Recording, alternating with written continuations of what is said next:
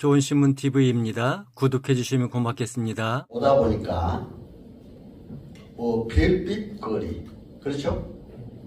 숯불 나를 부른다. 하여튼 이런 간판들이 있어요. 그럼 간판을 언제 시적이잖아요, 그렇죠? 정부의 삶 속에 쉽니다, 사실은. 응? 그래서 이성국 교수가 우리 장로문협회 한번 왔죠? 그때 문학특강. 그분이 그러더라고요. 시는 간판에서 찾으라, 그렇죠? 간판에서. 그러니까 우리 삶의 현장 속에서 제가 그래서 지난번에 문학 회관에 문화예술회관에 가는데 거기 예술의 전당이죠. 거기 가는데 시작꽃 이런 간판이 딱 붙어 있어요. 시작꽃이다.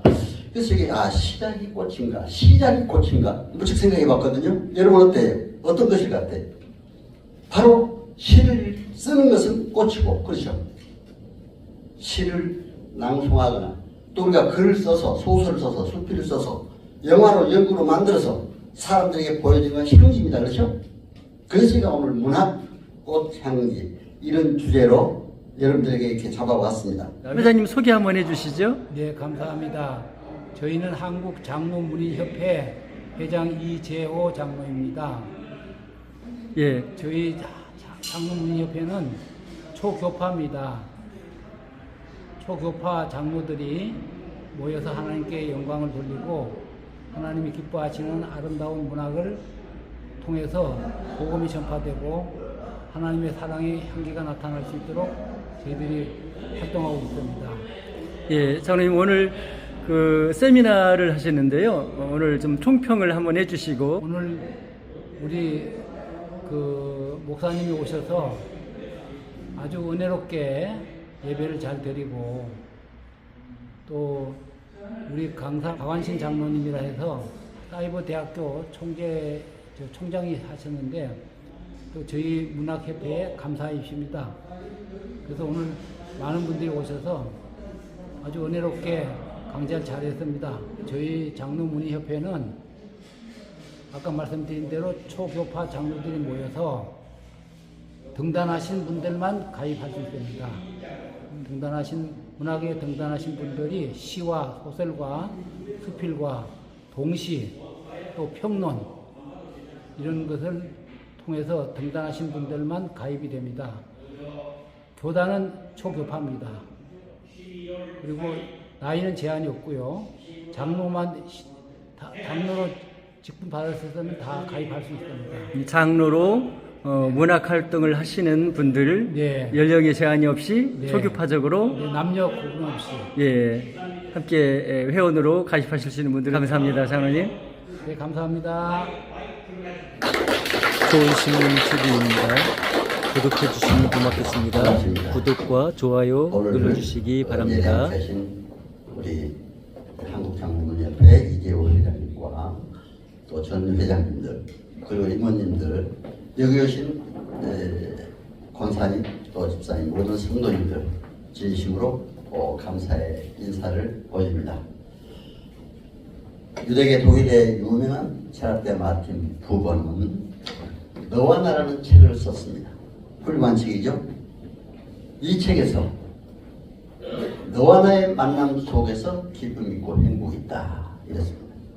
오늘 여러분과 저의 만남이 바로 기쁨의 시간, 행복한 시간 되시기를 기원합니다. 오늘 사실은 목사님 말씀도 어쩌면 제 생각하고 똑같이 그렇게 아주 미리 말씀을 해주셨고 짜고 한 것 같아요 오늘 꼭. 그렇죠? 사실 저도 이제 합동축교단에 안수집사까지 받고 소망교회로 옮겨서 장로가 됐습니다. 그래서 이제 저도 2년도 있어요. 그래서 이제 짠 건 아닌데 진짜 짠 것 같아요. 그리고 오늘 기도하신 오동춘 장로님, 하재준 장로님, 또 축사하신 이정균 장로님 모두 정말 꼭 짜고 하는 얘기를 한 것 같아요. 오늘 내용도 비슷합니다. 그래서 제가 할 말이 없을 것 같아요, 사실은. 그래도 이제 섰으니까 요약해서 우리가 시간을 잡을 때 이제 12시 반까지 하라고 하니까 한 40 몇 분, 한 40분 되네요. 그렇죠? 40분간. 제가 요약해서 어떻게든 간에 제가 시간을 지켰습니다. 저는 시간을 항상 어디 가나 강의하면 지키는 게 식으로 하고 있기 때문에 시간을 지켜서 이렇게 말씀을 드리도록 하겠습니다. 사실은 저도 이제 있는 사람이다 오다 보니까 별빛 거리, 그렇죠? 숯불 나를 부른다. 하여튼 이런 간판들이 있어요. 그럼 간판을 뭐 언제 시적이잖아요, 그렇죠? 전부 다 삶 속에 쉽니다, 사실은. 응? 그래서 이성국 교수 우리 장로님에 한번 봤죠? 그때 문학특강. 그분이 그러더라고요. 시는 간판에서 찾으라. 그렇죠? 간판에서. 그러니까 우리 삶 현장 속에서 제가 그래서 지난번에 문학 회관에 문화예술회관에 갔는데 거기 예술의 전당이죠. 거기 갔는데 시작 꽃 이런 간판이 딱 붙어 있어요. 시작 꽃이다. 그래서 이게 시작이 꽃인가 시작이 꽃인가 무척 생각해 봤거든요. 여러분 어때요? 어떤 것일 것 같아요? 바로 시를 쓰는 것은 꽃이고, 그렇죠? 시를 낭송하거나 또 우리가 글을 써서 소설을 써서 수필을 써서 영화로 연구로 만들어서 사람들에게 보여주는 건 향기입니다. 그렇죠? 그래서 제가 오늘 문학, 꽃, 향기 이런 주제로 여러분들에게 이렇게 잡아봤습니다. 그래서 제가 또 이 잡은 의미도 있어요. 제가 이제 우리 오성건 장로님 회장님 때 제가 문학상을 받았어요. 지금 또 저기 겸손하게 뒤에 앉아 계십니다. 그런데 문학상을 받은 우리 오동춘 장로님 문학평도 잘해주고 그러더라고요. 그렇죠? 문학평도 잘해주는데 그때 예술 한국 문인협회 이사장이나 온분들이 목사님이나 전부 온분들이 뭐라고 하냐면은 글을 쓰는 건 꽃이요. 향기같이 그래요. 바로 전파하는 것이 향기다. 그렇죠? 제가 글을 쓰면서 그걸 절실히 느껴요. 왜? 제가 이제 제 얘기 같습니다만 그러나 또 자기의 삶의 얘기를 해야 이게 더 설득력이 있다고 또 그때 김영석 교수가 그러더라고요. 이게 제가 중간중간 제 삶의 교직 또 공직에 있으면서 사실은 대학 교직을 한 20억을 썼어요. 그리고 시집, 수필집, 또 간증집, 그래서 국민일보사에서 내줬습니다. 국민일보사 이제 역경에 연명한 거에서 거의 내는데 그것이 많이 그 글이 나가다 보니까 영화로도 나오고, 연극으로도 나오고, 또 글로도 나오고, 노래로도 가사를 지금 작사해 나가고 있습니다. 이번 11월 4일 날도 또 제 가사가 그림문화단 최영석 선생이 좀 작곡을 해주셨습니다. 그래서 바로 영산 아트홀에서 훈련합니다. 그동안에 예술의 전당 세종로 했는데, 근데 이렇게 하다 보니까 이게 굉장히 많은 사람에게 전파가 돼요. 그래서 사실 오늘 이 먼 길까지 오기 때문에 우리 교회에 선거한테 오라고 하기가 참 미안했거든요. 근데 그래도 내가 특강하니까 좀 와달라니까 제가 가까운 분들이 그렇게 좀 오셨습니다. 분들. 그런데 너무 감사드려요. 다시 한번 감사 말씀을 드리고 그래서 이렇게 하다 보니까 정말 문학이 중요하다. 글 쓰는 게 중요하다 하는 걸 절실히 느낍니다. 저는 그래서 우리 목사님 설교 말씀도 매주 노트를 합니다. 시를 씁니다. 요약해서 바로 시로 올립니다. 영상으로. 제 유튜브. 아까 유튜브 얘기도 나왔습니다. 그런데 저는 유튜브가 벌써 5만 5천 명 가까이 돼가요. 4천. 저는 놀래요. 하나님은 해요.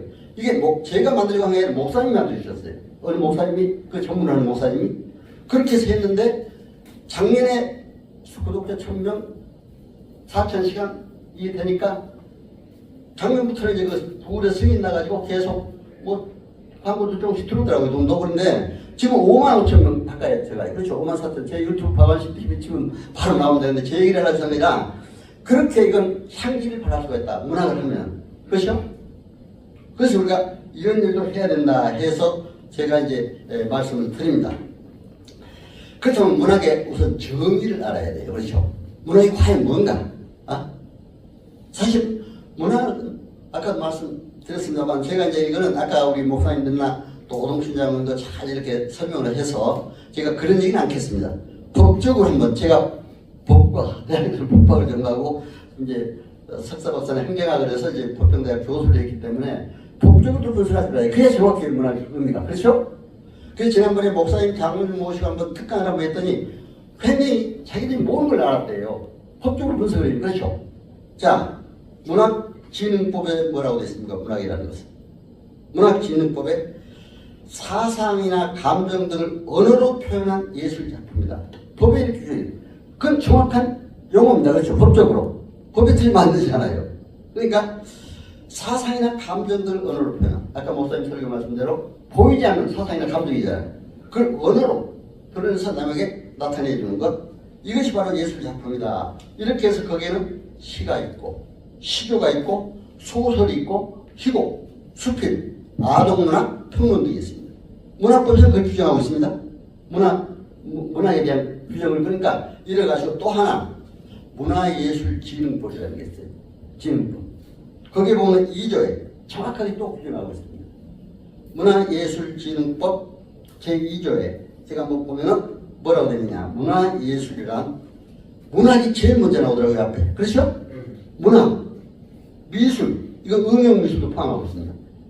음악, 무용, 연극, 영화, 연예, 국악, 이거 오늘 사진도 찍는데 사진도 들어가요. 그렇죠? 오늘 이제 사진. 그리고 건축, 또 어문, 출판. 출판사는 우리 장로도 오셨죠? 아까? 이혜규 오신 것 같은데? 출판사 대표. 끝! 예술입니다. 문화예술 알았죠? 그리고 만화, 게임. 제 아들이 지금 게임회사 사장을 하는데 내가 이거 보고 아 너도 문화예술인이다 그랬어요. 게임회사. 그렇죠? 문화예술에 해당이 됩니다. 애니메이션. 그리고 뮤지컬. 막 또 뮤지컬 하죠. 얼마 전에 제가 국립극장 뮤지컬을 하는데 정말 잘하더라고요. 바로 예술입니다. 그렇죠? 거기에 나오는 다 식구도 써서 나오는데 정말 시적이에요. 그게 하나요. 그래서 이제 문학은 바로 그렇기 때문에 문학이 뭡니까? 제일 먼저 문화예술이라고 했지만 노벨상을 받을 수 있는 건 문화예술의 문학입니다. 그렇죠? 뭐 다른 게 있습니까? 그리고 우리나라에서 유일하게 이번에 또 노벨 문학상을 받았기 때문에 물론 거기에 어떤 뭐 비판하는 분도 있고 하지만 그러나 그것이 우리나라로 봐서는 우리나라에서는 처음 받는 일이고 또 그렇기 때문에 우리나라 위상을 높인다는 기회였다. 우리가 또 좋은 건 좋고 그렇죠? 잘못하면 잘못하고 이렇게 이제 해줘야 된다고 생각해서 제가 잠깐 말씀드립니다. 그래서 이제 이런 노벨 문학상까지 받는 이런 문화예술 중에 제일 앞에 들어있잖아요. 문화예술진흥법에. 그래서 이렇게 말씀을 드리는 겁니다. 그럼 이제 저희 그 요약본에는 다 있어요. 그러니까 그걸 요약한 걸 이제 조금씩 더 부언해서 말씀드립니다. 정의하고 이제 또 문학의 갈래는 양식적 구분이 있습니다. 그런데 갈래도 알아야 되겠더라고요. 우리가 서정갈래는 뭡니까? 시입니다. 시는 서정갈래. 서사갈래는 소설입니다. 그리고 희곡, 극갈래는 희곡, 시나리오, 교술갈래는 수필이 있습니다. 우리가 이걸 알고도 써야 되겠더라고요. 수필. 그런데 사실은 시는 작가의 어떤 그 감성이 많이 들어가야 되잖아요. 그런데 소설은 어떻습니까? 작가의 상상력으로 지어낸 하나의 어떤 사람 허구성이라고 표현했더라고요. 너무 그걸 허구하면 소설가들 그냥 잠깐 거짓말만 하는 사람으로 이렇게 되어버리더라고요. 그러니까 나는 허구라고 말하고 있습니다. 그렇죠? 남의 쓰다를 다 쓰면 안 돼요. 그 말이 절대적이 아니니까. 그렇죠? 성경만 이제 복음만이 절대적이지 절대로 문화예술은 상대적입니다. 영어를 우리가 더 좋게 비용 미화해 써야 되잖아요. 저는 상상력, 가상력을 통해서 넌픽션, 바로 픽션, 넌픽션 소설도 있지만 사실은 아닌 픽션 이것도 있다. 가상적인. 그렇죠? 쓸 수 있습니다. 사실 소설을 그 식으로 만들어 쓸 수도 있잖아요. 막 만들어서. 근데 어떤 분은 아예 소설은 허비이고 이렇게 얘기를 해버리는데 그것도 소설가들이 보면 얼마나 안타깝은 거죠. 그래서 이제 이런 것이 있다. 우리가 소설 나는데 문학을 전반적으로 얘기하니까 제가 이렇게 말씀드립니다. 그리고 이제 극갈에서 희곡이나 시나리오는 뭡니까? 이거는 바로 써주면 대화나 주로 대화 기법으로 통해서 이거 이루어져요. 그렇죠? 배우. 서로 말로 통해서. 배우들이 나와서 말하잖아요. 그래서 이것도 하나의 문화예술로서 좋은 건데 교술갈래, 수필이 있습니다. 그렇죠? 수필은 보통 옛날에 우리 학교 다닐 때 또 그런 얘기 뭐 생각나서 쓰라 그 수필이다 그랬잖아요. 그런데 사실은 저도 이제 수필도 많이 써요. 우리 언론사에도 수필을 많이 써요. 저는 이제 그 한참 제가 교수 공직 또 공무원 생활하고 왔을 때는 뭐 언론사에서 다 막 그걸 해달아서 5대 일간지 소설 동화 뭐 전국 논설도 좀 다 그랬습니다. 근데 또 방송 어떻게도 저는 이제 북한 행정 쪽으로 전공을 하다 보니까 북한 대북방송 실전을 한번 한 적이 있어요. 우리 오승훈 장관도 방송 오래 계셨기 때문에 잘 알 겁니다. 근데 이게 작가들, 소설가, 유명한 소설가들이, 수필가들이 글을 써옵니다. 원고를. 대북방송 할 원고를. 그럼 네가 그걸 다 검토를 했어요. 검토를 하는데 진짜 너무 자세히 고치고 없어요.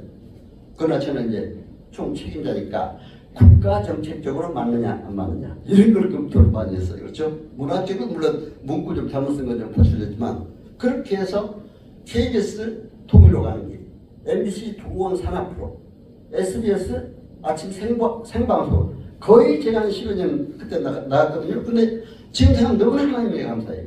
정말 문학의 향기를 뿌릴 수 있는, 그렇죠? 글을 써서 글을 또 검토해서 그렇게 하다 보니까 지금도 생각하면 너무나 감사해요. 그래서 말씀을 드립니다. 그래서 이렇게 문학이라는 것이 중요한 역할을 하고 있다 이렇게 봅니다. 그래서 저는 사실은 문학을 하면서 제가 여러분들에게 좀 간단히 제가 쓴 지난번에 한글날 쓴 시를 한번, 저는 국가적인 또 일을 많이 했기 때문에 부족하지만 이 시를 하나 잠깐 읽어드리고 또 해나가겠습니다. 왜냐하면 요새 외래어 또 신조어 쓰지 말라 한글날 그러더라고요. 그렇죠? 가능하면. 근데 이 4차 산업혁명 시대, AI 시대는 외래어도 조금 써야 돼요. 그렇죠? 그렇기 때문에 지난번 하늘공원에 가니까 외래어로 간판이 붙었더라고요. 그래서 우리가 너무나 그게 또 그것만이 절대적이 아니다. 저는 그렇게 생각합니다. 신조어, 요래 새로 나온 용어들이 얼마나 많습니까? 그래서 제가 이제 그런 얘기까지 전북 경축사 보면서 전하는 대로 한글날을 생각하면서 시 한 편 썼습니다. 그래서 한번 잠깐 읽어드리고 또 이제 연결해서 강의하겠습니다. 한글 꽃 향기 시 남은 박완신 세계의 알파벳으로 우뚝 솟은 한글 문자 소리 손잡고 세계로 달려가네. 28글자 인류 애가로 세계 88개국엔 세종학당 문 열고 1500태학에선 한국어 병터 열었네. 희망의 아리랑 민족 문화 유산 되어 한글 띄어쓰기 꽃피운 주시경 선생 헐버트 박사 어려운 말을 쉬운 한글로 물주고 가꾸는데 신조어 외래어 강물에 깊이 빠지지는 말자. 인생 민본 위민의 뿌리 글만은 세종대왕 고민 인공지능 시대에 발맞추어 창조적 삶의 무기로 세계 인류 평화의 꽃 피어 사랑의 향기 짙게 뿌리자. 인류 문화의 밝은 새빛으로 이렇게 시를 썼습니다. 아이고 죄송합니다. 제가 신앙선도 그때 우리 오성근 장모님 전 회장님들일 거다. 또 아까 이정렬 가신 저하고 한 6개월을 배웠죠. 그때 한 6개월 신앙송도 고고제 장단 우리가 문화에서는 그렇게 해야 돼. 뭐 아주 높게 큰 소리가 들리고 또 작은 소리 또 이제 길게 아니 간단히 또 낭송하기도 있고 또 약간 길게 낭송하고 짧게 길게 이런 것이 바로 이런 문학의 특성이 있다 해서 이제 말씀을 드립니다. 그래서 이제 오늘 이런 것과 함께 문화예술적 가치 또 설득 방법이 사실 중요해요. 그래서 이제 문화예술의 가치와 설득 방법. 사실 문학을 써가지고 사람들이 읽어줘야 되거든요. 그렇잖아요. 읽어줘야 됩니다. 근데 에이 뭐 이거 볼 것도 없는데 그거 뭐 무슨 그게 시라고 썼어 뭐 소설이라고 수필이라고 썼어 그러고 안 보면 저 책을 쓰는 걸로 끝나요. 그렇죠? 남이 읽어주고 그렇게 하도록 하려면 어떻게 해야 되겠어요? 내가 좋은 것만 쓰면 안 돼요. 남이 좋아하는 것도 써줘야 돼요. 그렇죠? 자기 감정도 써야 됩니다. 자기 사실도 써야 됩니다. 아까 소설은 그래서 이제 약간 가상적으로 그렇죠? 픽션 또는 픽션 이렇게 사실적인 말도 씁니다만 완전히 만들어서 쓰는 경우도 있고 그러잖아요. 그게 이제 영화로도 나오고 다 그렇습니다. 사실은 근데 제가 이제 그것도 소설에서 잘하는 게 소설가는 아닙니다만은 제가 옛날에 우리가 고등학교 다닐 때는 영화를 볼 수도 없었어요. 어쩌다 한 번 봐요. 영화는 한 편 보면은 그걸 집에 와서 밤새도록 시나리오를 썼어요. 아마 소설을 쓰는 거죠, 사실은. 그렇죠? 그러니까 소설에 대해서 이해도 하겠더라고요. 그래서 썼습니다, 전부 한 편씩 다. 그걸 막 수십 편을 써서 하다 보니까 지금 제가 그 글 쓰는데 그게 굉장히 도움이 돼요. 그리고 제가 목사님들 설교 말씀도 다 노트를 씁니다. 하나는 한마디도 안 빠졌어요. 지금 우리가 지금 뭐 48년 뭐 이렇게 돼가는 우리 교회인데 지금 한 50분이야 완전히 모여있어요. 그 노트가. 근데 왜 그게 좋으냐? 지금도 지나놓고 보면 그 노트 가지고 시를 갑자기 내가 생각나게 하는데 써요. 그렇죠? 8.15 기념 행사 때 8.15 지난번에 곽선희 목사님이 여전도회관 설교 말씀하는데 자유의 시 낭송을 한번 해달라고 그러더라고요. 나보고. 해방이든 8.15 해방이든. 그 전에 가인 8.15에 대한 설교한 걸 다 찾았어요. 그래가지고 거기에 맞춰서 썼거든요. 자유인의 시. 그래서 이제 그러니까 그 시가 내용도 좋다고 북한 대학원대학교에서 전체 교수들 모인 자리에서 그걸 해달라고 그러더라고요. 근데 그게 상당히 복음적이잖아요. 근데 막 그대로 해버렸어요. 그러니까 제가 아주 좋아하더라고요. 복음 전환의 역할을 사실 할 수 있도록. 그래서 그런 일도 있다 해서 이제 제가 그 말씀도 드렸습니다. 그래서 이제 그 그리스의 유명한 철학자 아리스토텔레스는 뭐라고 했습니까? 시는 유로에 의한 모방이다. 유로에 의한 모방이다. 이렇게 규정을 하고 있습니다. 근데 아리스토텔레스의 저는 이 시의 개념도 중요하지만 어떤 것이 중요하냐? 설득 방법을 아주 강조를 했는데 아주 멋지게 했어요. 한번 여러분 들어보세요. 로고스적 설득 방법. 직접 식도 있어야 된다. 그렇죠? 파토스, 감성적이어야 된다. 그렇죠? 에토스, 신뢰를 줘야 된다. 여러분 어떻습니까? 오늘 신문, 저는 시를 한 편을 그냥 안 씁니다. 이번에도 가평 가서 우리 성악회 원로장 문투장을 했죠, 뭐 하는데 시를 써서 그때 우리 담임 목사님 사모님이 거기서 그림 전시까지 하더라고요. 사모님이 화가예요. 종합적으로 해서 가평에서 했어요. 하나하나 보면서. 근데 가평이 어떤 것인가 인터넷 다 찾아가지고 또 거기에 잣나무 숲기는 어떤 것인가. 그렇죠? 기타 거기에 어떤 것인가. 전부 찾아가지고 열정이 없으면 이 시도 그렇지 않아요. 그냥 생각나는 거 써가지고 그대로 내면은 잘못하면 언어 표기를 잘못할 수도 있고. 그렇죠? 그래서 그걸 다 써가지고 이번에 영상을 유튜브 영상도 올렸더니 목사님 그걸 보시고 우리 교회에서 하신 분들 너무 좋아하시더라고요. 그래서 참 그걸 보시고 또 어떻게 사모님 부인까지 내주고 자기 사모님한테 보여줬다 그러면서 이렇게 하더라고요. 그런데 제가 무슨 제 얘기를 하려고 해서 아니라 강연마다 그렇게 열정과 그런 거 있으면 다 이 향기를 더 짙게 발할 수 있다. 그래서 이제 제가 말씀드립니다. 근데 효과적인 설득 방법으로 아리스토텔레스 이외에 일반적으로 얘기하는 것 희소성. 남의 생각 쓰면 안 됩니다. 자기 나름대로 특별한 거 써야 돼. 그렇죠? 특별하게. 권위가 있어야 돼, 시도. 사실은 아까 신뢰받을 만한 권위가 있어야 됩니다. 시를 썼다 해도 아마 그쪽에서 그렇잖아요. 권위. 그러니까 저는 항상 거기서 영적 권위를 중요합니다. 제가 행정학에서는 리더십 이론이 나오는데 제가 연구하면서 권위주의, 민주주의, 뭐 자유방관주의 뭐 이런 리더십 이론이 있어요. 근데 저는 영적 리더십이 중요하다. 항상 강조를. 어디 가나 강의를. 그러니까 제가 이제 행정법률 강의하면서 국가 전문자에서 그 장창은 국회를 따옵니다. 그런데 제가 막 그래요. 여러분들 이제는 국민을 섬기는 셀프 리더, 서번트 리더로서 일을 하라. 그렇게 얘기해요. 섬기는 자세. 리더십 이론에도 바로 셀프 리더. 자기 자신 관리도 잘해야 되고 웃고 표정도 잘 해야 되잖아요. 그리고 서번트 리더, 섬기는 자가 돼야 됩니다. 슈퍼 리더로서 화능이 있어야 돼요. 누구하고도 화합해야 돼요. 그렇죠? 우리 성경이 있잖아요. 원수도 사랑하라고. 그런 리더십이 있어야 됩니다. 그게 바로 3S 리더십입니다. 그래서 이렇게 하는데 일반적으로 보통 사람들이 얘기할 때는 그렇게 얘기를 해요. 효과적인 설득 방법으로 희소성이 있고 또 권위가 있어야 된다. 사회적 어떤 입증이 돼야 되죠. 그러니까 사회적으로 입증할 수 없으면 안 되지 않아요. 그러니까 저는 항상 인터넷 찾아보고 그 단어 하나 쓰더라도 그렇게 씁니다. 그리고 호감을 줘야 돼. 남에게 호감을 줘야 되잖아요. 듣는 사람이. 그리고 상호성. 서로 이해할 수 있는 상호성. 일관성. 우리는 믿는 사람으로서 일관성 있게 하나님을 복음을 전하는 하나님 나라와 협장에 기여하는 하나님 나라의 목표를 두고 항상 실수해야 된다 이렇게 생각이 됩니다. 그러나 저는 그래요. 복음의 절대성은 밑에 복음의 절대성을 복음만의 절대는 한치도 변할 수 없지 않아요.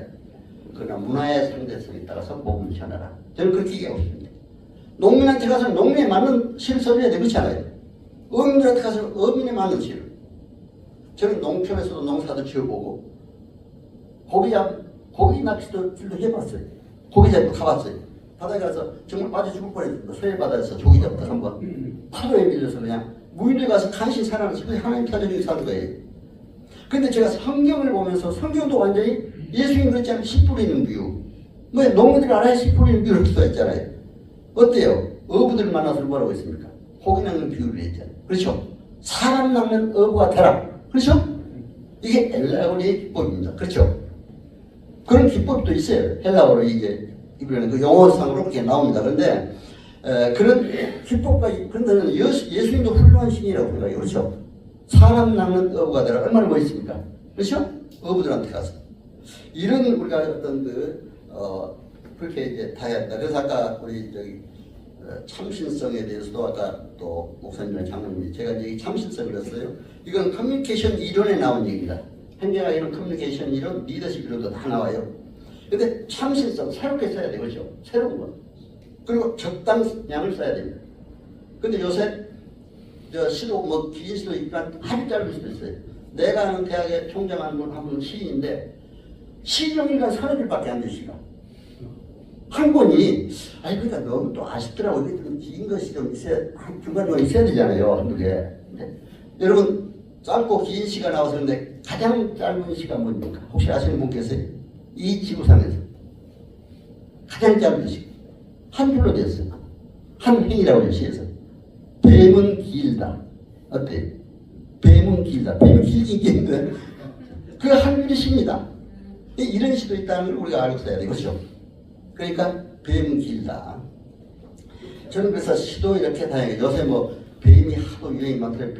뱀 약장 줘가지고 뭐 철서와 요강 끼인다 별것도 얘기하잖아요. 그런데 하여튼 노래도 유행하고 이렇게 하는 걸 볼 수가 있습니다. 근데 뱀은 길다. 한 줄인데 그 시가 됐어요. 그래서 이게 참 이런 시도 있다 하는 걸 우리가 알아야 됩니다. 그래서 대상을 설득하는데 이렇게 한다. 그리고 이제 동일성 이게 중요합니다. 아이덴티파이 심리학적으로 이건 심리학적으로 분석을 해야 돼요. 상대방은 항상 동시에 이건 상담학과 똑똑한 거 있는 겁니다. 그렇죠? 상담하시는 분들 대상이 어떤 어려운 얘기를 하는데 그러지 마 뭐 그냥 저 위로인 척하고 그러잖아요. 그런 그 사람하고 같이 동감하면서 어떻게 안타깝냐. 그래서 저는 이제 국가 전문 자격사들이 내가 그래요. 국민들이 상담하러 오면 어려워서 행정적으로 어떤 사람은 영업정지를 당해서 오고 그래요. 업무정지 당해서 오고 그래서 벌금형이 당해서 오고 나보고 해결해달라고 와요. 그러면 그 사람들한테 먼저 그걸 이해해라. 운전면허 하다가 또 음주운전에서 걸려가지고 오고 그렇잖아요. 별이 많아요. 그러면 우리 행정관계 전문자격사들이 그걸 다 한번 맡아서 합니다. 그래서 내가 그랬습니다. 요즘 음주운전 하지 말라는데 뭘 그따고 음주운전에 벌 받아야 싸. 만약 그렇다면 그 사람이 어떻게 되겠어요? 약간 이해하는 말로 오죠. 그게 심리적 아이덴티파이, 동시에죠. 그건 좋은 그 선택 방법입니다. 그렇기 때문에 이런 것도 알아야 된다 해서 제가 말씀을 드렸습니다. 그리고 반복성. 중요한 내용은 반복해야 되죠. 잔디, 금잔디 계속 나오지 않죠. 네? 그렇죠? 이렇게 계속 반복하는. 그래서 이런 것을 해야 한다. 그러나 아까도 말씀드렸습니다만 우리 기독교인들, 특히 장로님들은 복음의 절대성을 지키면서 문화의 상대성을 고려해서 이렇게 잘 전해야 된다. 이게 이제 지금 벌써 19분인데 한 20분밖에 안 남았습니다. 이제 뒤에 마지막 문학 창작 기법. 이건 이제 제가 소설가는 아니니까 소설면보다도 요즘에 일반적으로 이제 쓰기 좋은 거 시니까 시하고 또 수필. 아까도 소설은 되게 어떻게 쓴다는 걸 제가 개념을 좋은 신문 TV입니다. 구독해 주시면 고맙겠습니다. 구독과 좋아요 눌러주시기 바랍니다. 시창작 기법으로 비유법이 상당히 많이 활용돼요. 그래서 비유법. 물론 사람과 다른 사람을 비교하는 것이죠. 이게 언어 표현 방법입니다. 문학은 글 쓰는 거고 언어라고 했잖아요. 언어와 글이 함께 되어야 됐으니까. 그렇기 때문에 언어 표현 방법입니다. 그런데 비유법에는 직유법, 은유법이 있죠. 직유는 외유라고 하는데 하나의 사물 또는 관념을 다른 사물, 다른 관념과 직접 비교하는 방법입니다. 예를 들어서 어떤 조사가 있죠? 뭐뭐처럼, 그렇죠? 뭐뭐 같이 이렇게 하는 그런 비교 조사가 없잖아요. 나는 햇빛처럼 내 눈은 밝다. 뭐처럼 한다. 그렇죠? 이렇게 이제 처럼 해주는 게 그래서 이러한 시가 있다. 그런데 이제 은유는 어떤 것이냐? 동일성의 비교입니다. 거의 동일성. 이것은 이제 김동명의 시 내 마음은 호수요. 내 마음이 잔잔하다 이거죠. 그렇죠? 호수와 같이. 그러니까 이제 그러니까 저도 이제 시 한 편을 쓰면 다양한 기법을 다 거기다 동원해요. 이런 비유법, 치유법도 해보고 은유법도 하고 내가 그냥 쓴 게 아니라 아까 나온 거 하나하나도 그렇죠? 다 동원합니다. 다 해봅니다. 그래서 이게 다 그 기법에도 맞는 그러나 꼭 그것이 절대적인 것만 아닙니다. 자기가 뭐 간단히 그렇지 않을까? 아까 짧은 시에서 어떻게 다 할 수 없잖아요. 그러니까 여러분들이 하여튼 특히 이제 신앙시는 쓸 때 하나님을 저는 신앙시를 쓸 때 제일 왜 그러냐면 제가 이제 그림공학 작곡가가 제 시를 보고 12곡을 작곡했는데 그 시를 작곡하면서 가곡협회에서 그 발표를 해요. 발표하는데 지금 이제 12곡, 15곡이 다 거의 발표가 돼갑니다. 이제 거의 이번에 14일 하면 거의 이제 돼가는데 나는 좀 찬송가를 많이 하고 싶거든요. 제가 하도 우겨가지고 한 번은 하늘문을 바라보면 그거는 뒤에 아멘까지 나오도록 부르게 했어요. 근데 다른 것은 가곡옆에서 하나님 직접 하나님이라고 표현하지 말고 예수님이라고 표현하지 말래. 제발 좀 나오고 그러더라고요. 그러니까 뭐라고 하는지 알아요? 하나님을 하늘로, 그렇죠? 십자가로. 그렇게 표현을 했습니다. 그래서 사랑, 이런 얘기 많이 들어가고. 그러니까 사랑의 향기, 사랑의 불빛, 이런 걸로 전부 넣었어요, 시를. 그러니까 이제 이런 시를 하다 보니까 거기서 다 이제 받아들였어요. 이번에 영상 아토에서 하니까 그 마지막 내가 찬송가 한 곡 있는데 찬송가를 아니라 영상 아토는 우리 기독교계 아닙니까? 저는 예술의 전당이나 세종문화회나 또 KBS 아토를 할 때는 그냥 들어줬어요. 근데 이번 찬송가를 하는데 거기서도 찬송이 너무 짙게 넣지 말고 약간 좀 그래서 무슨 내용을 하지 알아요? 가슴에 별을 보고 사람들 깜짝 가슴에 무슨 별이 있냐 그렇죠? 그러나 시적인 표현은 어떤 사람은 그런 시도 썼습니다. 가마솥에 불에서 꽃이 피어난다. 어떻게 불이 피어날 수 있어요? 그렇죠? 그러니까 시적인 남이 안 쓰는 특별한 걸 쓰니까 그러니까 그 제목이 사람들이 벌써 연락이 와요. 괜찮다고 좋다고. 그러니까 가슴에 별을 보고 별은 바로 우리 예수님을 얘기하는 겁니다. 사실. 그렇죠? 별. 그러니까 아까 오다 보니까 이 별빛 거리 이런 것도 있더라고요. 여기에. 그렇죠? 여기 저 신림역 이쪽 근방에 별빛 거리가 있는 것도 볼 수가 있어요. 상당히 간판 잘 지었어요. 그래서 이런 것이 있다 하는 것을 알아야 된다. 또 영탄법도 잘 활용해야 돼. 영탄법은 뭡니까? 감탄하는 거죠. 오 한다든가 그렇죠? 그런데 그런 것 쓰면 시에서 그런 거 썼냐 할 수 있는데 우리 시문학 창작 기법에는 그런 게 있습니다. 영탄법. 이것은 천년묵은 고려청정. 그것이 그런 청정이에요. 그런 시도 있잖아요. 감탄. 그 박정화 시인의 유명한 시인이 또 썼죠. 미화법. 아름답게 미화해 써준 거죠. 우리 시골에 살 때 놀고 먹는 사람은 뭐라고 했어요? 식충이 그렇게 막 나쁘게 얘기했잖아요. 근데 굳이 꼭 나쁘게 써줄 필요가 없잖아요. 한량을. 놀고 먹으니까. 그렇죠? 논다는데 집중을 해본 거죠. 한량을. 이렇게 표현한 걸 볼 수가 있습니다. 그래서 이렇게 시도 가능 우리가 미화해서 잘 써주는 게 좋다고 생각이 됩니다. 대조법이죠. 대조법. 이것은 상반된 내용을 내세워서 강한 인상을 주는 강조법입니다. 이상화 시인의 빼앗긴 들에도 봄 오는 거야. 이런 시죠. 그리고 함산자시라고 있어요. 함산자시. 이거는 대국법인데 그것도 강조법의 일환인데 중국 당나라 시인입니다. 그것을 김달치 씨가 그걸 시인이 번역했는데 끓는 물속에서 연꽃이 피어나다 이렇게 그 시가 있어요. 아까 이런 말씀드린 그렇죠? 끓는 물속에서 어떻게 연꽃이 피어나요? 이런 시도 있다는 걸 여러분들이 이제 아셔야 된다 해서 말씀드립니다. 또 열거법 단어를 계속 연결하죠. 오리도, 헌시도, 까마귀도 운다, 같이 운다. 그렇죠? 이런 열거법도 있다 하는 걸 여러분들 또 억양법 누르고 나면 죽게 세워버리는 거. 처음에 막 확 눌러버려요. 그러니까 뭐라고 하냐면 얼굴은 범죄형인데 속은 아주 착한 사람. 그러면 어떻게 되고 얼굴은 시적으로 그런 표현도 된다 이거죠. 그리고 문답법 이건 이제 동문서답하는 방법 이런 법도 있다. 예를 들면 장밋빛 인생 알아요? 이렇게 물어본다든가 이렇게 이제 물음표로 시도 쓴다 해서 여러분들이 각각 다양한 방법이 있다.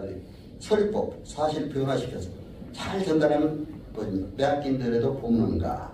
또 도치법은 말에 차라리 뒤바뀌어 쓰는 거 그런 것도 이제 바꿔 쓰는 이런 것도 있다. 모란잎이까지 나는 찬란한 슬픔의 보물. 또 비약법 순서를 아주 비약해서 하는 거. 그 이제 우리가 알아야 될 것은 아까 이제 말씀드린 알레고리 그에 대해서 말씀드렸죠. 그건 우리가 잘 꼭 알고 넘어야 된다. 물론 이제 그 알레고리는 비유법의 일종입니다만 풍요에 해당이 되죠. 그래서 이제 경구법 이런 법과도 비슷합니다만 자 이건 완전히 성경에 나온 얘기입니다. 부자가 천국에 가는 것은 낙타가 바늘구멍으로 들어가는 것보다 어렵다. 비유를 했잖아요. 그렇죠? 참 저는 이런 시도 쓴 사람이 있어요. 그렇죠? 부자 우리 성경에 있는 얘기잖아요. 부자가 천국에 들어가는 것. 낙타가 바늘구멍으로 들어가는 것보다 어렵다. 그리고 이제 고기 사람 낳는 어부가 되라. 이것도 바로 알레고리적 기법입니다. 우리가 이런 것도 참고해야 돼서 말씀을 드립니다. 그리고 이제 아주 시치미를 떼거나 이런 것도 있어요. 김소래 시에서 나보기가 역겨워 가실 때에는 역겹지 않지만 역겨워 간다고 또 이렇게 표현을 했지. 그렇죠? 그리고 사람 누가 혹시 뭐 꽃이 져간다든지 이런 뭐를 표현인데 사실 나보기가 역겨워 하실 때는 이런 식으로 표현한다. 그래서 이제 대충 이렇게 문학창작 기법을 얘기했고 우리가 이제 제목을 잘 붙여야 돼요. 사실은 제목을 잘 붙여야 돼요. 시 쓸 때 제목이. 그래서 제목을 쓸 때도 특히 이제 행과 연을 잘 맞춰서 거기에 종합적으로 되어 있는 제목을 딱 거기다 넣어야 돼요. 그렇죠? 그래서 물론 뭐 장면들 이건 잘 소설도 마찬가지. 소설도 제목을 잘 써야 되고 또 수필, 시 다 제목이 줘야 된다 해서 말씀을 드립니다. 제목을 잘 붙일 것인데 되게 이제 이 제목 붙이는 몇 가지 원칙이 있어요. 그건 문학 창작법에 대한 거기에서 내가 인용한 글입니다. 이거는 첫 번째 내용을 압축하여 말해주는 어떤 내용을 압축해서 둘째는 가급적이면 남들이 쓰는 건 절대 쓰지 말라. 그렇죠? 남들이 쓰는 제목은 그대로 쓰지 말라. 셋째는 현대시의 제목은 너무 거창하고 추상적 관념을 갖지 말라. 좀 이제 소박하고 구체적이 되라. 이 세 가지는 어떤 문학 이론에 나온 얘기를 제가 여러분 소개했습니다. 그리고 씻을 때 첫째, 첫 행이 중요해요. 첫 줄이. 그렇죠? 첫 행.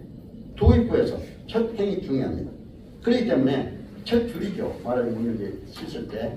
그래서 이금배 시인이라고 있죠. 그분은 첫 행은 시이다. 이런 표현을 했더라고요. 그래서 첫 행이 시인이래요. 그래서 이게 그렇게 그만큼 중요하다 이 얘기죠. 그래서 첫 행은 시인이다. 이런 얘기를 한 걸 들었습니다. 그래서 이제 이런 시의 첫 행 제목들이 중요한데 첫 행에서 다 사람들이 끌어버려야 되거든요. 그래서 제가 이제 강의할 때도 이걸 많이 기법을 활용합니다.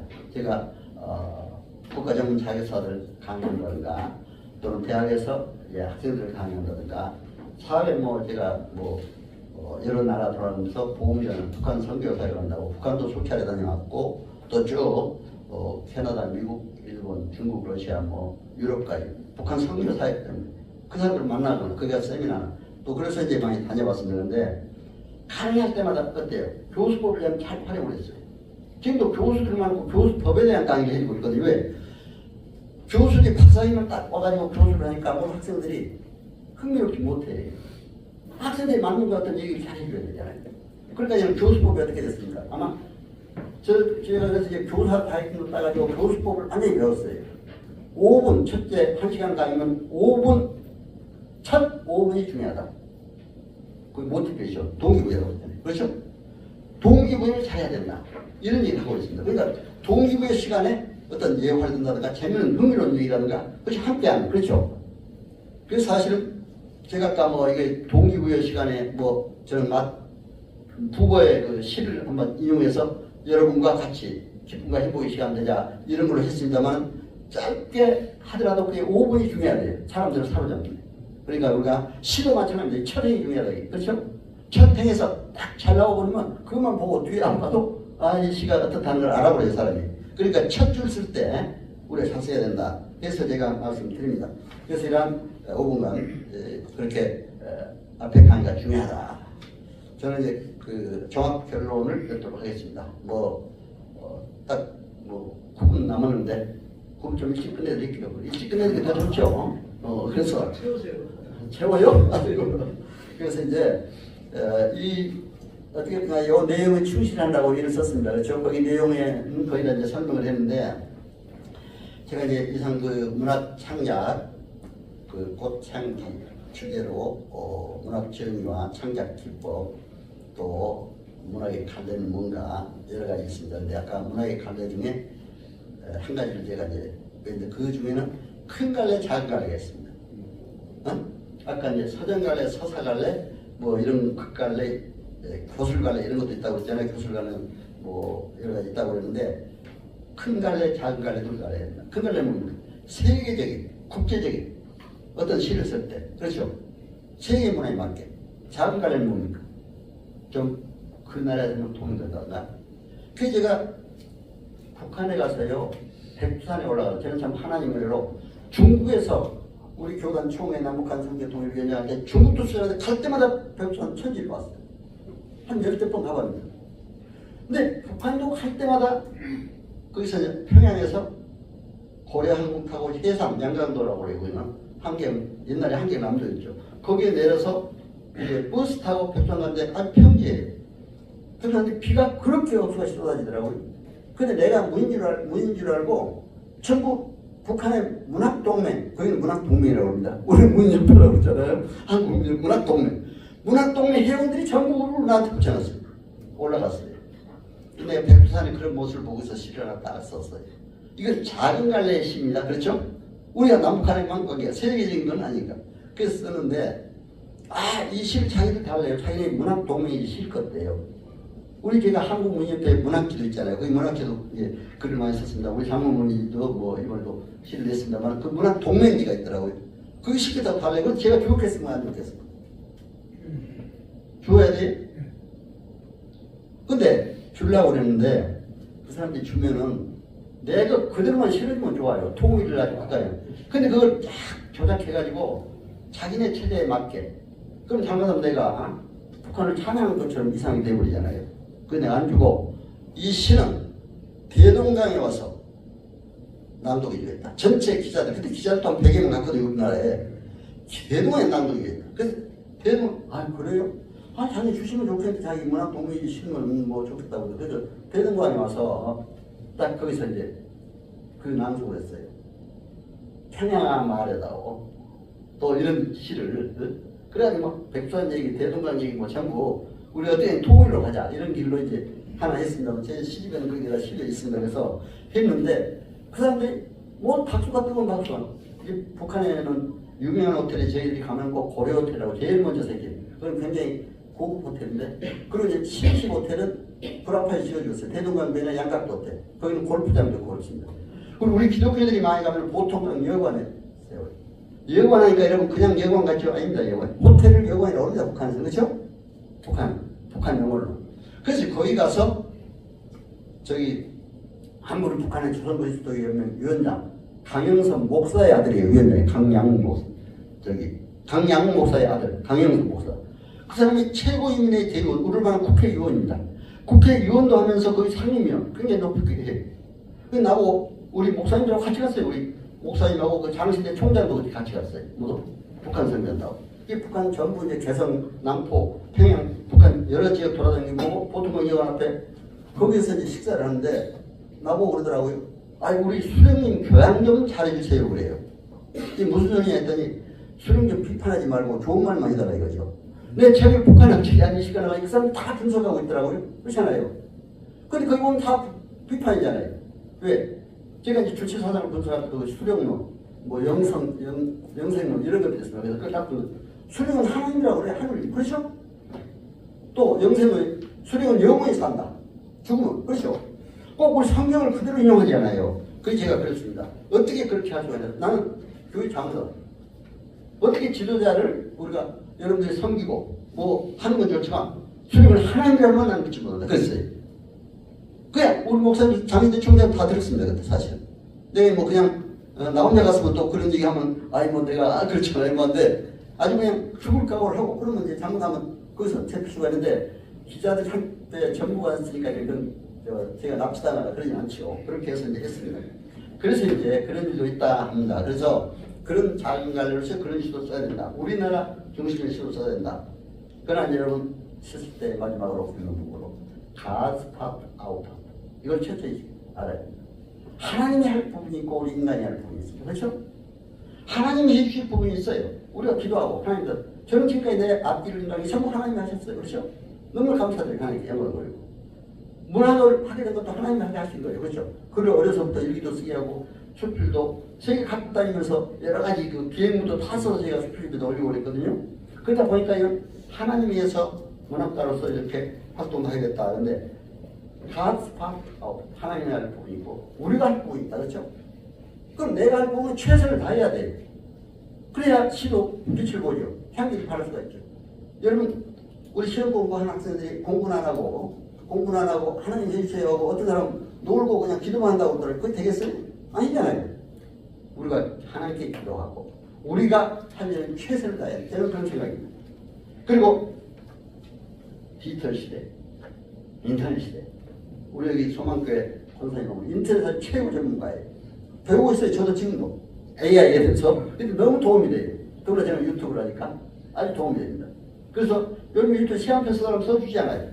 그럼 써줘요. 이번에도 제가 꽃과 향기 이 주제로 이게 권사님도 다 그걸 만들어줬어요. 읽어보니까 너무 아주 인터넷에 잘 나와요. 그렇죠? 꽃과 향기는 못하는 것까지 주제로 겨누니. 그래서 제가 굉장히 참 이런 훌륭한 분들 또 옆에 계시니까 제가 또 이렇게 일을 합니다. 그래서 제가 시 한 편을 쓰면 또 우리 교회 집사님 한 분이 그렇게 편집을 잘해요. 다 뒤에 글자를 넣어가지고 해주더라고요. 그래 우리가 할 노력은 최선을 다해서 어떻게 하면 전파 잘 되도록 그렇죠? 해야 된다.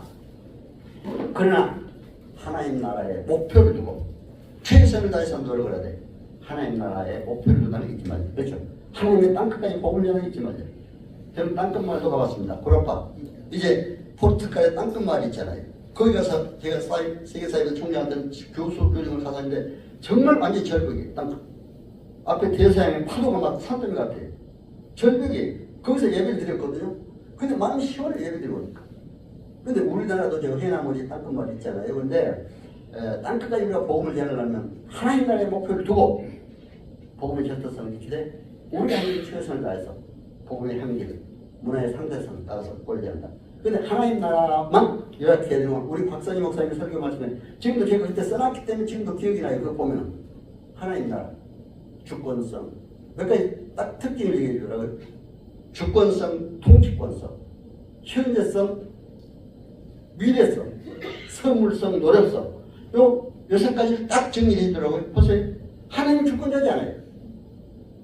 우리 이제 헌법에 보면 국민이 주권자다 이렇게 되어 있습니다. 그렇죠? 그러나 우리 하나님은 하나님 주권자를 알아야 돼. 그렇죠? 하나님 주권자. 하나님 다스린 자의 통치권자. 그렇죠? 주권자, 통치권. 하나님은 현재도 계시고 미래도 계신다. 그렇죠? 영원히 계신다. 이것도 우리가 문학 쓸 때도 그런 관념이 명확하게 있어야지 그 잘못 쓰면 그걸 오해해버리면 안 되잖아요. 그리고 하나님이 선물로 주어진다. 하나님. 그러나 우리가 노력해야 주어진다. 그렇죠? 노력성도 있어야 돼. 최선의 노력을 하나님 앞에 바로 갈 때 이렇게 주어진다 해서 말씀드립니다. 오늘 제가 딱 29분 이제 끝내도록 하겠습니다. 오늘 아주 저의 말씀 잘 청취해 주셔서 대단히 감사합니다. 하나님께 영광드립니다. 감사합니다. 좋은 신문 TV를 시청해 주셔서 감사합니다.